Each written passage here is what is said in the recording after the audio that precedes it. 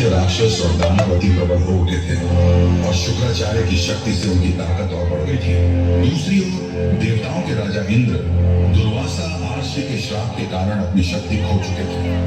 देवताओं में भय का साम्राज्य व्याप्त था और वे किसी भी प्रकार से राक्षसों से मुकाबला करने। उस समय राजा बलि का राज्य तीनों लोकों में फैला हुआ था। दैत्य राक्षस और दानवती प्रबल हो उठे थे और शुक्राचार्य की शक्ति से उनकी ताकत और बढ़ गई थी।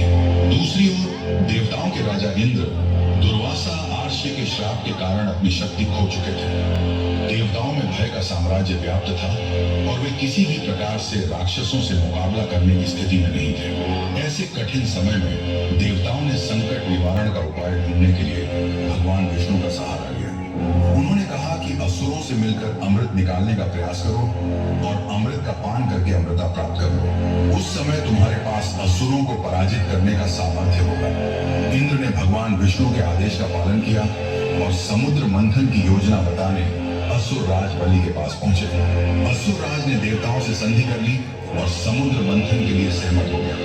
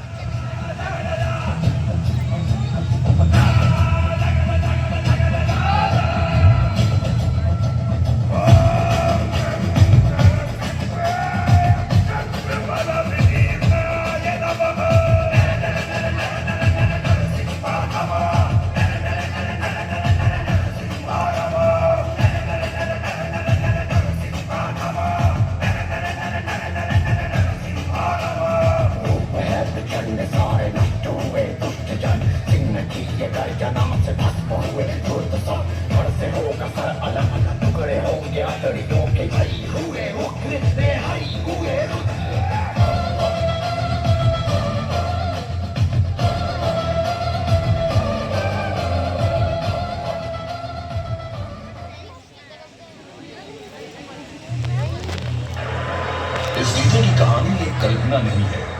ये मंगलम संगीत जरूर बनाता है लेकिन दिलों को छूता है। इस डीजे के पूर्वजों का लोक कथाओं में भी उल्लेख है। इसका संगीत सुनकर भूत प्रेत, चुड़ैल और काला जादू जैसी नापाक शक्तियां थर थर कांपने लगती हैं। सुनने वाले अभी फिलहाल सिर्फ मनोरंजन पर ध्यान दें। हकीकत में ऐसा कम ही होता है।